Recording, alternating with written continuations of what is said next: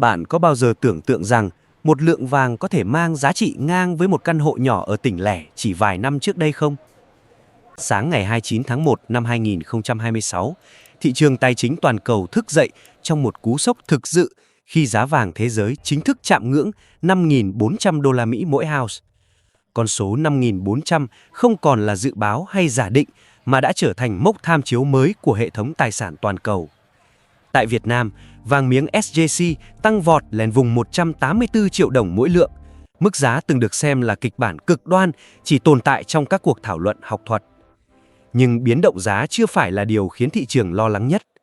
Trong khi nhiều người còn mải nhìn vào bảng giá dựng đứng, một thay đổi pháp lý quan trọng liên quan đến quản lý vàng vật chất đang tiến gần thời điểm có hiệu lực. Những tin đồn thiếu kiểm chứng. Chào mừng quý vị đến với Hồ sơ tin tức News.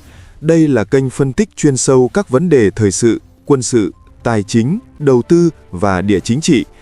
Phần 1. 24 giờ rực lửa và cơn sốt SJC. Để hiểu vì sao thị trường vàng bước vào trạng thái tăng tốc mạnh như hiện tại, cần nhìn lại những gì đã diễn ra trong vòng 24 giờ gần nhất. Trong một phiên giao dịch duy nhất, giá vàng thế giới chính thức chạm ngưỡng 5.400 đô la Mỹ mỗi ounce, xác lập mức cao lịch sử mới sau nhiều tháng tích lũy căng thẳng. Ngay lập tức, thị trường trong nước phản ứng dữ dội. Giá vàng miếng SJC tăng vọt gần 7 triệu đồng mỗi lượng chỉ trong một ngày, đẩy mặt bằng giá lên vùng chưa từng xuất hiện trong tiền lệ hiện đại. Theo niêm yết công khai từ các doanh nghiệp kinh doanh vàng lớn, giá mua vào hiện dao động quanh mức 181 đến 182 triệu đồng mỗi lượng, trong khi giá bán ra tiệm cận 184 triệu đồng. Biên độ chênh lệch được duy trì ở mức cao, phản ánh nhu cầu mua áp đảo và nguồn cung bán ra bị hạn chế rõ rệt. Trong bối cảnh đó, vàng trở thành kênh đầu tư hiếm hoi ghi nhận mức sinh lời ngắn hạn vượt trội so với tiền gửi, chứng khoán và bất động sản trong cùng khoảng thời gian. Động lực cốt lõi của đợt tăng giá này đến từ tâm lý trú ẩn tài sản. Khi lãi suất tiết kiệm duy trì ở mức thấp trong thời gian dài, dòng tiền nhàn rỗi có xu hướng tìm đến những tài sản có khả năng bảo toàn giá trị trước lạm phát và bất ổn vĩ mô. Thị trường bất động sản vẫn đối mặt với các rào cản pháp lý và thanh khoản, trong khi thị trường chứng khoán biến động mạnh theo tin tức quốc tế. Trong bức tranh đó, vàng nổi lên như lựa chọn phòng thủ quen thuộc nhưng hiệu quả. Điểm khác biệt quan trọng của năm 2026 nằm ở sự đồng thuận hiếm thấy giữa các phân khúc vàng. Không chỉ vàng miếng tăng giá mạnh, vàng nhẫn 4 số 9 cũng đồng loạt vượt mốc 180 triệu đồng mỗi lượng, thu hẹp đáng kể khoảng cách với vàng miếng. Hiện tượng này cho thấy nhu cầu nắm giữ vàng vật chất thực sự đang lan rộng, không chỉ giới hạn ở nhóm đầu cơ ngắn hạn mà bao phủ cả nhóm tích trữ dài hạn trong dân cư. Song song với tâm lý trong nước, thị trường quốc tế đang tạo lực đẩy mạnh mẽ. Các ngân hàng trung ương tiếp tục gia tăng dự trữ vàng như một biện pháp phòng vệ chiến lược trước rủi ro tiền tệ và nợ công toàn cầu. Các tổ chức tài chính lớn không còn xem vàng là công cụ lướt sóng mà coi đây là lớp tài sản nền nhằm bảo vệ sức mua trong kịch bản bất ổn kéo dài. Chính sự dịch chuyển cấu trúc này khiến đà tăng của vàng mang tính bền bỉ hơn so với các chu kỳ trước đây. Tại Việt Nam, làn sóng tăng giá còn bị khuếch đại bởi yếu tố tâm lý liên quan đến chính sách quản lý. Những thông tin chưa được kiểm chứng về việc siết chặt thị trường vàng miếng khiến nhiều người mua vào với mục tiêu phòng ngừa rủi ro trong tương lai. Khi lực mua gia tăng, trong khi lực bán trở nên dè dặt, thị trường rơi vào trạng thái nén cung, đẩy giá lên nhanh chóng. Tuy nhiên, phía sau cơn sốt giá bề mặt này là những yếu tố sâu hơn về địa chính trị và pháp lý, cần được phân tích cẩn trọng ở các phần tiếp theo. Phần 2. Địa chính trị, tiền tệ và khi vàng trở thành vũ khí. Để hiểu vì sao giá vàng thế giới có thể chạm ngưỡng 5.400 đô la Mỹ một ounce trong thời gian ngắn, cần đặt hiện tượng này vào bối cảnh địa chính trị và tiền tệ toàn cầu đang biến động mạnh. Đây không phải là kết quả của một sự kiện đơn lẻ, mà là hệ quả cộng hưởng của nhiều rủi ro chồng lấn, kéo dài và chưa có dấu hiệu được giải quyết dứt điểm. Trong môi trường như vậy, vàng nổi lên như một công cụ phòng vệ mang tính hệ thống. Trước hết là câu chuyện của đồng đô la Mỹ.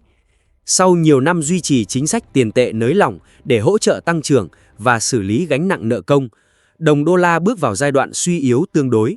Khi đồng tiền dự trữ toàn cầu mất giá, các tài sản được định giá bằng đô la, đặc biệt là vàng, trở nên hấp dẫn hơn đối với nhà đầu tư quốc tế. Dòng vốn toàn cầu bắt đầu tái phân bổ, rời khỏi các công cụ tài chính mang tính giấy tờ để tìm đến những tài sản hữu hình có giá trị nội tại. Song song với yếu tố tiền tệ là các căng thẳng địa chính trị kéo dài tại nhiều khu vực trọng yếu. Xung đột quân sự, tranh chấp thương mại và các biện pháp trừng phạt kinh tế liên tiếp được áp đặt đã làm gián đoạn chuỗi cung ứng toàn cầu. Chi phí vận tải, bảo hiểm và năng lượng tăng cao khiến rủi ro hệ thống lan rộng. Trong bối cảnh đó, vàng không chỉ còn là tài sản tích trữ mà trở thành một dạng tiền tệ dự phòng, được các quốc gia sử dụng để củng cố niềm tin và khả năng thanh toán trong những kịch bản cực đoan. Một yếu tố khác góp phần đẩy giá vàng lên cao là hành động của các ngân hàng trung ương. Trong nhiều năm qua, dự trữ vàng của các ngân hàng trung ương liên tục tăng, phản ánh xu hướng giảm phụ thuộc vào đồng đô la và các tài sản nợ. Việc mua vàng ở quy mô lớn không nhằm mục tiêu đầu cơ ngắn hạn, mà là một chiến lược dài hạn nhằm bảo vệ bảng cân đối tài sản quốc gia. Chính lực cầu ổn định này tạo ra nền giá mới cho vàng trên thị trường thế giới. Thị trường kim loại quý cũng ghi nhận những tín hiệu tương đồng từ bạc và các kim loại công nghiệp khác. Nhu cầu bạc tăng mạnh do vai trò quan trọng trong năng lượng tái tạo, điện tử và các công nghệ mới. Lịch sử cho thấy, khi bạc tăng giá mạnh, vàng thường bước vào một chu kỳ tăng dài hơi hơn, dù không tránh khỏi các đợt điều chỉnh kỹ thuật. Điều này cho thấy, dòng tiền đang ưu tiên các tài sản gắn liền với sản xuất và hạ tầng, thay vì các công cụ tài chính mang tính đầu cơ thuần túy. Đối với Việt Nam, những biến động toàn cầu này không diễn ra trong khoảng không tách biệt. Nền kinh tế mở khiến thị trường trong nước chịu tác động trực tiếp từ xu hướng quốc tế. Khi vàng thế giới thiết lập mặt bằng giá mới, thị trường nội địa buộc phải điều chỉnh theo, dù có độ trễ nhất định. Điều này lý giải vì sao cơn sốt vàng trong nước không chỉ xuất phát từ yếu tố tâm lý, mà còn phản ánh những chuyển dịch sâu sắc của trật tự kinh tế toàn cầu đang diễn ra ngay trước mắt. Phần 3. Giải mã Nghị định 340 và các kịch bản thị trường. Tâm điểm gây tranh luận và lo ngại lớn nhất trên thị trường vàng Việt Nam hiện nay xoay quanh Nghị định 340 và những tác động pháp lý thực sự của văn bản này.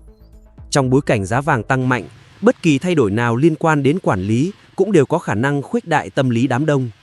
Tuy nhiên, để đánh giá đúng mức độ ảnh hưởng, cần tách bạch rõ giữa nội dung pháp lý chính thức và các diễn giải thiếu kiểm chứng đang lan truyền trên mạng xã hội. Theo nội dung được công bố, các chế tài xử phạt nghiêm khắc nhất của Nghị định 340 tập trung vào hành vi sản xuất, kinh doanh vàng miếng trái phép và hoạt động xuất nhập khẩu vàng không có giấy phép hợp lệ.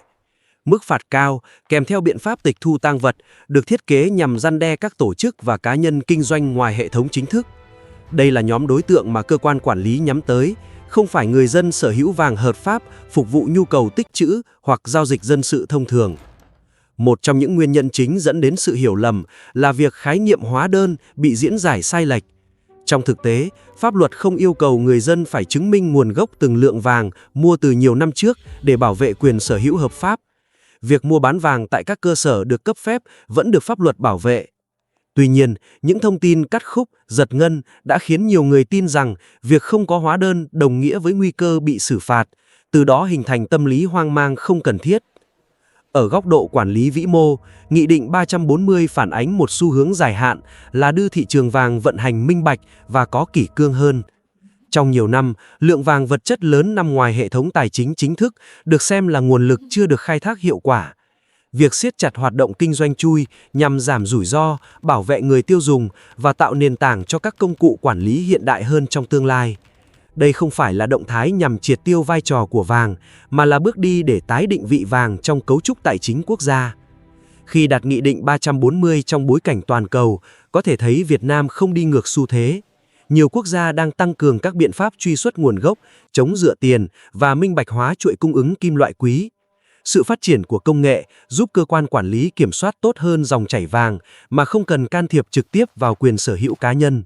Điều này cho thấy hướng tiếp cận đang dịch chuyển từ quản lý bằng mệnh lệnh hành chính sang quản lý bằng hệ thống và dữ liệu. Từ đó, thị trường vàng đứng trước nhiều kịch bản song song. Trong kịch bản tích cực, khung pháp lý rõ ràng hơn giúp củng cố niềm tin, giảm đầu cơ méo mó và tạo nền tảng cho các sản phẩm tài chính liên quan đến vàng phát triển. Ngược lại, nếu thông tin tiếp tục bị bóp méo, tâm lý hoảng loạn có thể dẫn đến các quyết định vội vàng, gây biến động ngắn hạn không cần thiết. Trong mọi trường hợp, yếu tố quyết định vẫn là mức độ hiểu biết và khả năng phân biệt giữa rủi ro thực và rủi ro tưởng tượng của người tham gia thị trường. Kết luận: vàng, pháp lý và bài toán niềm tin. Cơn sốt vàng năm 2026 không chỉ đơn thuần là một câu chuyện về giá cả tăng cao, mà phản ánh những biến động sâu sắc trong trật tự tài chính và tâm lý kinh tế toàn cầu. việc giá vàng thế giới chạm ngưỡng 5.400 đô la Mỹ mỗi ounce, cùng lúc vàng miếng SJC vượt mốc 184 triệu đồng mỗi lượng, cho thấy vai trò đặc biệt của vàng trong giai đoạn bất ổn kéo dài. Đây không phải là hiện tượng ngẫu nhiên, mà là kết quả của sự suy yếu tiền pháp định, căng thẳng địa chính trị và nhu cầu phòng vệ hệ thống ngày càng rõ rệt. Tại Việt Nam, biến động giá vàng được khuếch đại bởi yếu tố tâm lý liên quan đến chính sách. Những lo ngại xoay quanh Nghị định 340 phản ánh sự thiếu hụt thông tin chính xác hơn là rủi ro pháp lý thực sự. Khi khung pháp lý được đọc đúng bản chất, có thể thấy mục tiêu của nhà nước không phải là hạn chế quyền sở hữu vàng hợp pháp của người dân, mà là lập lại trật tự thị trường, giảm hoạt động kinh doanh chui và hướng tới một môi trường minh bạch hơn. Trong dài hạn, điều này có thể giúp thị trường vận hành ổn định và bền vững hơn. Đối với nhà đầu tư cá nhân, bài học quan trọng nhất trong giai đoạn này là giữ sự tỉnh táo. Vàng vẫn là một tài sản phòng thủ hiệu quả, nhưng không miễn nhiễm với các chu kỳ điều chỉnh. Quyết định mua hay bán cần dựa trên hiểu biết đầy đủ về bối cảnh vĩ mô, pháp lý và mục tiêu tài chính cá nhân, thay vì phản ứng theo tin đồn hoặc cảm xúc đám đông. Thị trường vàng sẽ còn tiếp tục biến động, nhưng trong mọi kịch bản, tài sản quý giá nhất không nằm trong két sắt mà nằm ở khả năng phân tích, chọn lọc thông tin và quản trị rủi ro của chính mỗi người.